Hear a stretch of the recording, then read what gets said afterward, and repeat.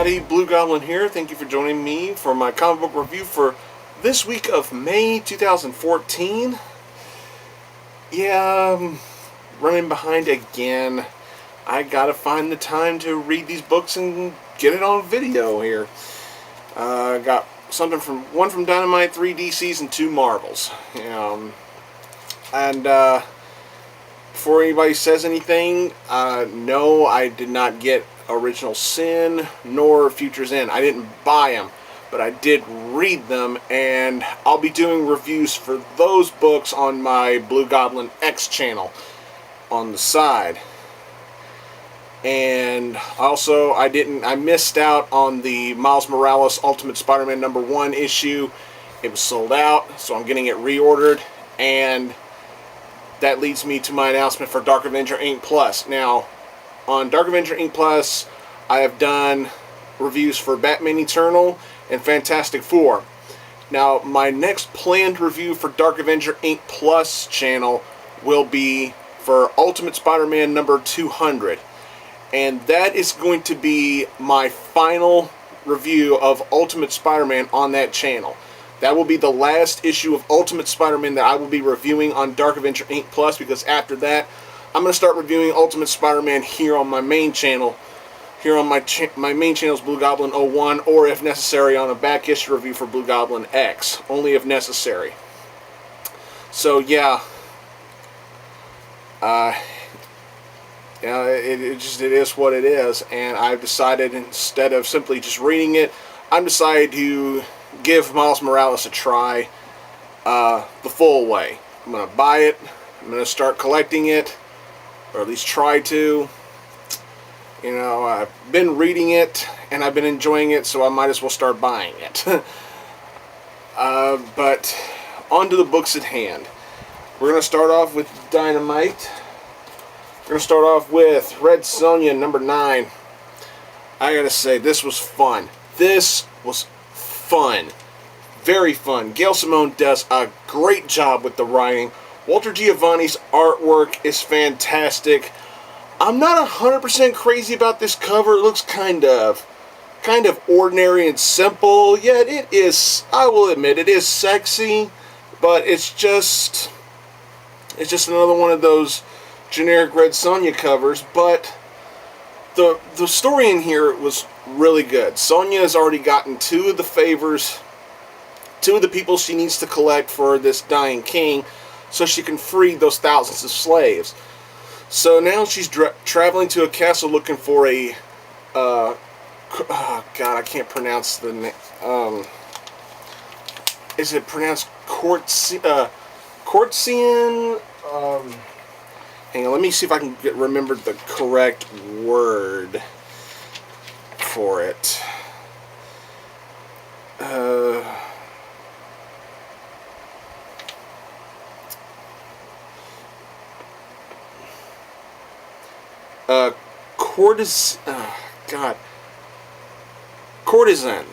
Courtesans. Oh well.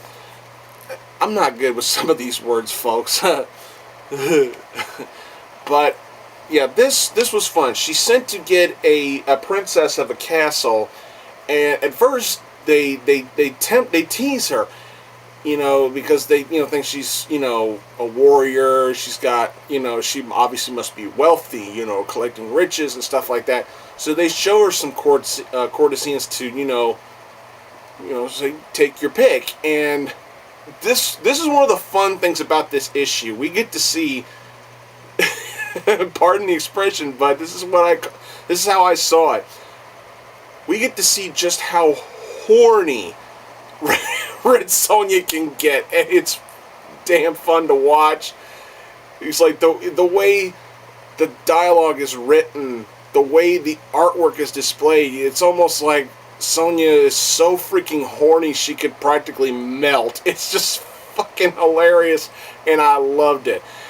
And then she makes the mistake of saying she has no gold, and they throw her ass out. So she has to get in the old-fashioned way, busting in. And she finds this person that she's going after, and I almost want to say there's kind of a girl crush being developed by Sonja for this woman that she picks, for this princess that she picks up at this castle. because once we learn the truth about who this princess really is, or who she really was growing up, you almost see like a mutual respect, yet at the same time a really full developed girl crush from Sonja. It's like the way Sonja talks about her, you almost think, is she falling in love with this girl? And it's just a fun issue, just pure fun. I enjoyed it. You know, it is what it is. It's Gail Simone. What more do you expect? You know it's going to be good. And if I can just sum it up in 3 words, I'd say this: believe in Simone. Moving on to DC. With DC, we've got 3 books.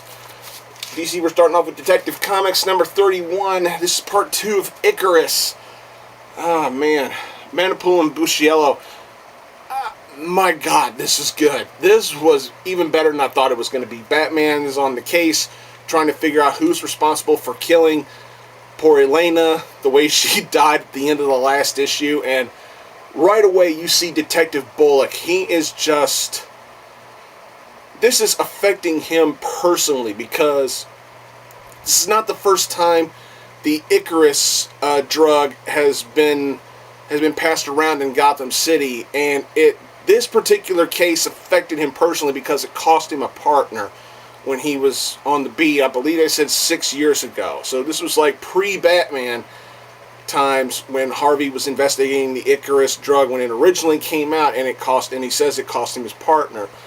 But right away you get to see that personal connection with Bullock start to possibly cloud his judgment, because he's instantly grilling Bruce because Elena dies at the front of Wayne Manor, and Bullock believes that he can get all the evidence he can to actually tie Bruce Wayne into the sales of Icarus. And, you know, Bruce is like, you know, I'll give you a urine sample right now. And, you know, and it's even pointed out that Bruce believes that Bullock's personal connection to this case, because it affected him so deeply, and you can really get that when you read how the dialogue is being done, and it's very, very well written out. And the artwork in here, it perfectly matches with the kind of storytelling that we're getting in here. I don't know how many times I harp on this, but anytime I feel this way, I feel like I have to express how much this works for me. The artwork truly matches with what we get in here, storytelling-wise, and it's very, very well done. Not much else to say. It's like we get to see Bruce use his, no pun intended, detective skills very well in here. You know, the master of disguise that he is. And some more stuff is being linked to his search for who's behind the Icarus drug being spread around. And there's some pretty nasty looking action in here near the end of the story. But I didn't know what to think about the cliffhanger when I first saw it. I really had to look at it to fully understand that shit's fixing to get really nasty when this story continues. And, you know, all in all, this was actually really good. I enjoyed it. It was dark. It was gritty. Storytelling was all there. The drama, the action, everything you could expect from a Batman comic, the way they feel like they need to do Batman nowadays. It's just really, really good stuff. I enjoyed the hell out of this book. And now we're moving on to this. I couldn't get rid of him, folks. You're up. Yeah! Oh, it's been a while, but I'm back, baby. I'm back representing my world, my Earth. We're looking at Earth 2, number 23. The last line of defense against Superman, Lois Lane, Red Tornado. I gotta admit, this was actually really, really good. Tom Taylor, you did some nice shit with your writing, man. I gotta say, Superman, you're now an agent for Darkseid, yet you're still a little whipped. Whoosh. Oh yeah! Superman's whipped. Whoosh. Yeah. But Lois finds a way to get through to old Clarky boy. So Red Tornado and old Spit Curl himself go back to the little farm to see Ma and Pa Kent. And I'm thinking to myself, what the fuck is this? Superman's evil, yet he's still a mama's boy. That just looked really weird. That looked really weird.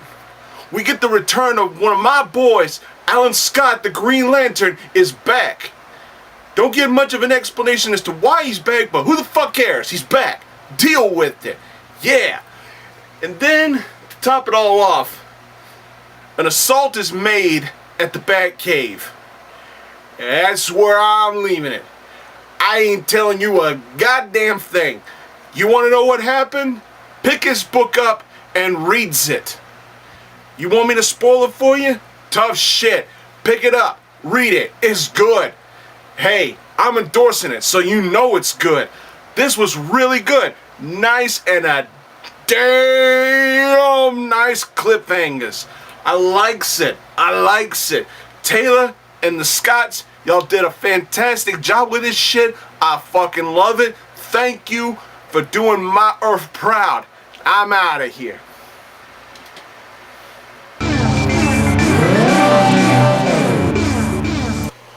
Oh, such endearing words from my douchebag counterpart. Who you calling douchebag, asshole? I'm calling you a douchebag, and now I'm permanently cutting you off for now.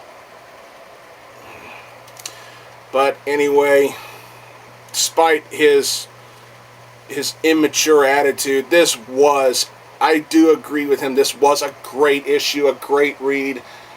It's nice to see that even under the power of Darkseid, there's still a way to get through to Superman, and I really enjoyed this. Hell of a cliffhanger, and it's nice to see Alan Scott back into the fold.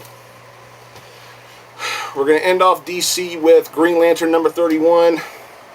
This is the part 1 of the Uprising storyline, and I'm not going to lie, even though Robert Venditti and Billy Tan and Rob Hunter, even though they did what they did the best they could with this, this just felt like a slightly above average read. I mean, this wasn't really jaw-droppingly great. I don't know what, I can't explain it.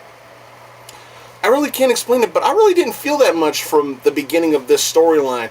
You know, the Khund and the Durlans, they're forming a so-called alliance to attack the Green Lantern Corps, and they begin their assault, and Hal and the other Green Lanterns here, they think they're about to put up a strong defense and then hammer back with a very strong offense, but then somebody flipped the Vince Russo switch. Here comes the fucking swerve.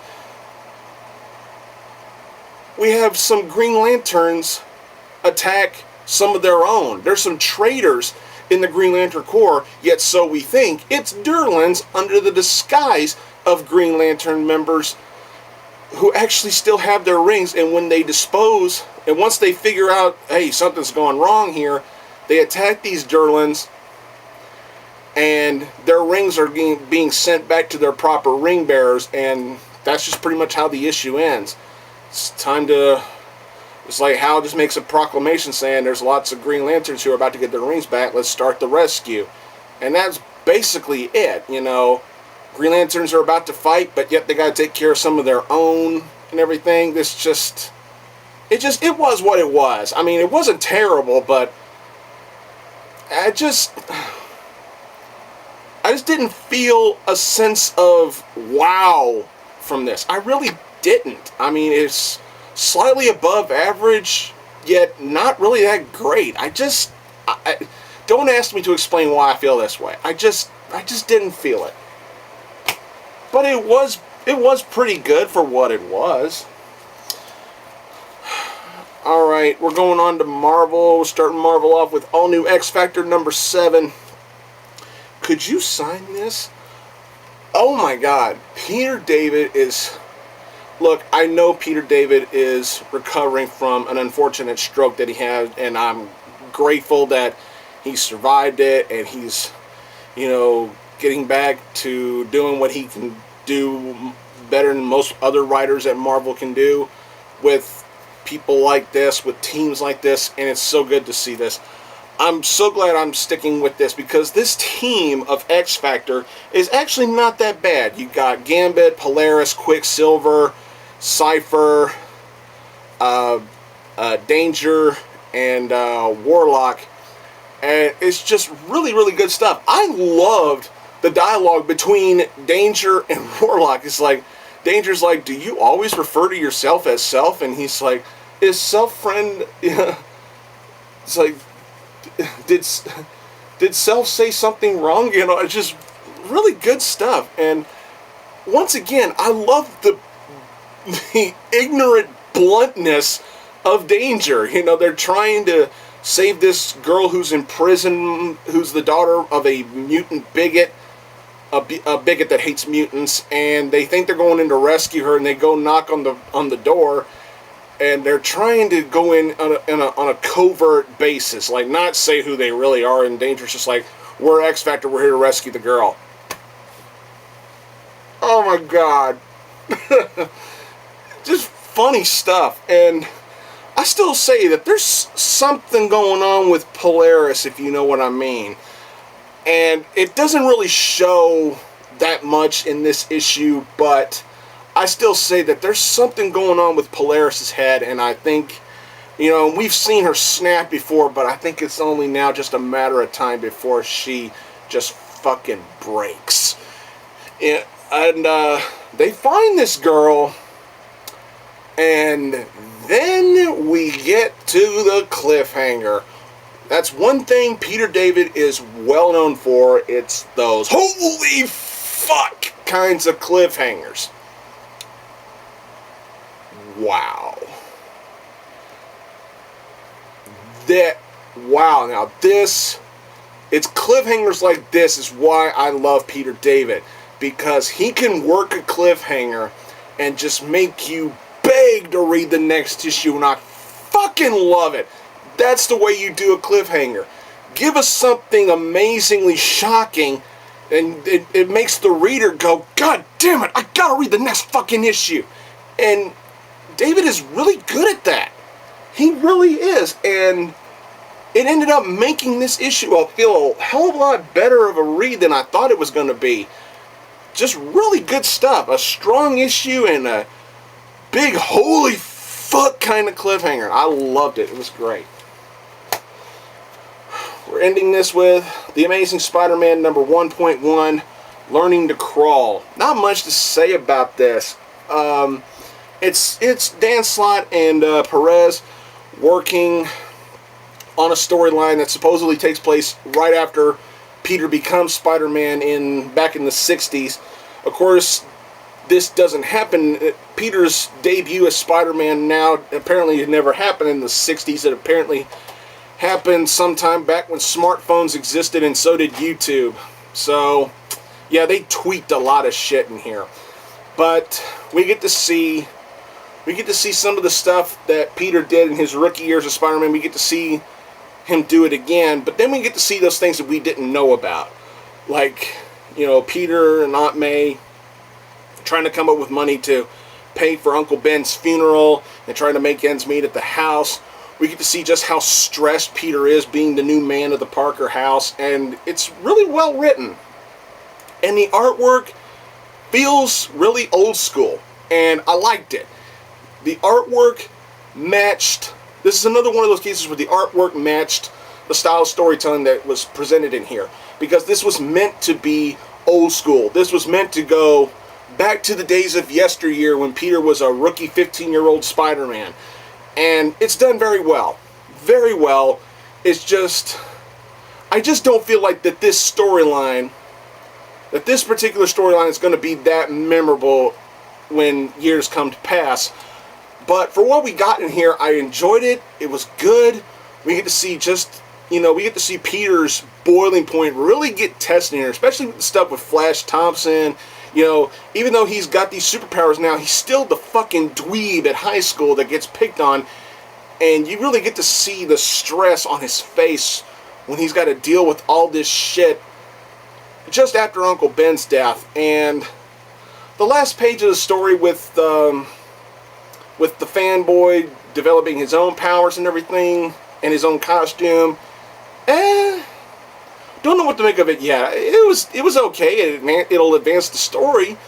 But it's just it is what it is. I mean, Dan Slott is no slouch when it comes to writing a good Spider-Man story when he's able to write a good Spider-Man story, because let's face it, most of his Spider-Man stuff here lately has not really been up to snuff with what he can possibly do.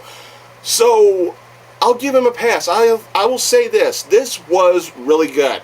Not perfect, but the writing was good. Storytelling was good. The artwork was a perfect match for the style of story we were getting. So all in all, this was a great read. I just don't think that a storyline like this is going to be that memorable when years go on by. That's all I can say about this. This was really good. I wouldn't know if I should, I don't know if I should recommend this or just stick to just the basic issues of Amazing Spider-Man. But all in all, really good.